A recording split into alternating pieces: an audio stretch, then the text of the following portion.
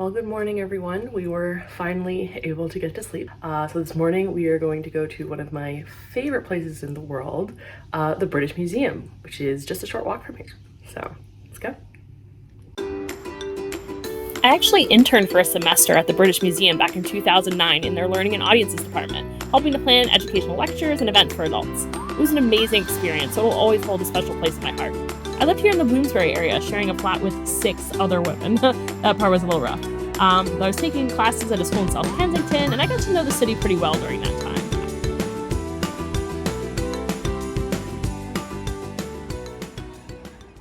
So we've made it over to the British Museum. This is a completely free museum. Right now they are doing timed entry tickets. You don't have to have one, but the line certainly moves a little faster to get through security. This is completely free and very expansive collections from all over the world, so I'd highly recommend a visit to anyone coming to London. The British Museum was established in 1753 and initially made up of 2 libraries and artifacts from Sir Hans Sloane, a physician, naturalist, and avid traveler.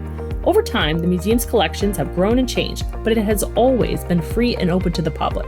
Today, the museum houses over 8 million objects, with roughly 80,000 on display at any one time. As someone who loves ancient history, their expansive collection of antiquities from all over the world is very impressive. Now, you can't really talk about the British Museum without talking about some of its controversies. They get a lot of heat for keeping objects in their collections that countries of origin have requested back.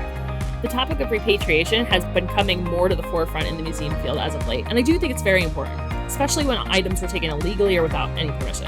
I will say, though, that there are a lot of museums out there that choose to keep items that other countries have requested back. It's just that those museums and items are not quite as famous as the British Museum, so they don't always get the same attention. Some cases are definitely more complicated than others, especially when items were taken legally at the time, but the party that made the decision is no longer in power, or when items get requested back were taken legally, but looking back or with new information, people today don't agree with the decision that was made, and so it becomes a question of ethics as opposed to legality, and it takes a lot longer for change to occur when something is just considered unethical as opposed to illegal. The Rosetta Stone from Egypt and the Parthenon friezes from Greece are among the most well-known controversial artifacts in the British Museum.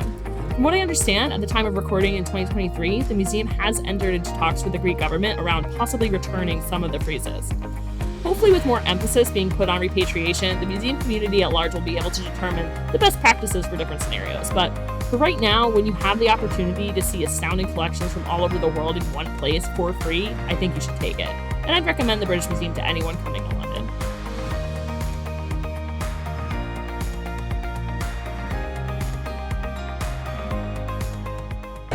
Alright, well, for now we are saying goodbye to the British Museum. Gonna head back, grab our bags, and then hop on the train to Paris.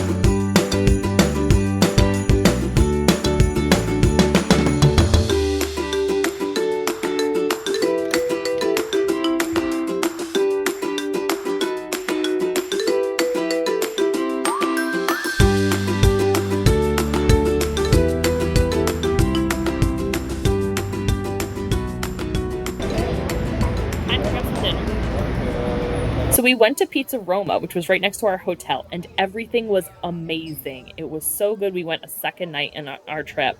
This was the Coupe Jacques. The ice cream, the whipped cream, the fruit, everything was out of this world. Well, I think that's gonna do it for us today. If you are ready to book your next trip, please reach out to me, Tracy Sylvia at Key of the World Travel. Links are in the description, and we'll see you real soon. Bye.